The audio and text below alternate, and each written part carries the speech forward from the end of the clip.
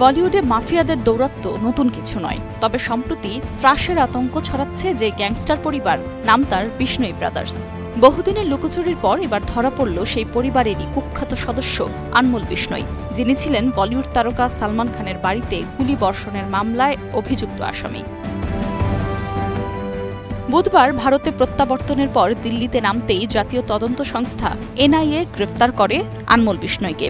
এরপর পাটিয়ালা হাউস কোর্টে তোলা হলে বিচারক তাকে 11 দিনের পুলিশি রিমান্ডে পাঠানোর নির্দেশ দেন। এর আগে চলতি বছরের এপ্রিলে যুক্তরাষ্ট্রের ক্যালিফোর্নিয়ায় আটক হওয়ার পর থেকেই শুরু হয় তাকে ফিরিয়ে আনার আইনি প্রক্রিয়া।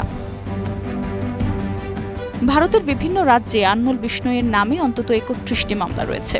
এর মধ্যে সবচেয়ে আলোচিত হল পাঞ্জাবি গায়ক সিধু মুসেওয়ালা ও মহারাষ্ট্রের সাবেক মন্ত্রী বাবা সিদ্দিকির হত্যাকাণ্ড। এ দুটি হত্যাকাণ্ডে তার সরাসরি সংশ্লিষ্টতার অভিযোগ স্পষ্টভাবে উল্লেখ রয়েছে তদন্ত নথিতে।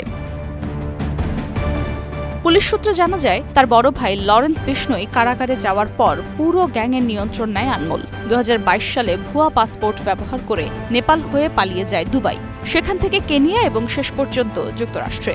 বিদেশে বসে সেই গ্যাংয়ের কর্মকাণ্ড পরিচালনা করত বলে দাবি তদন্তকারীদের।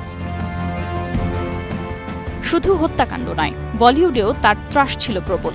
গত বছরের এপ্রিলে সালমান খানের মুম্বাইয়ের বাসা গ্যালাক্সি অ্যাপার্টমেন্টের বাইরে গুলিবর্ষণের ঘটনাতেও তার নাম উঠে আসে।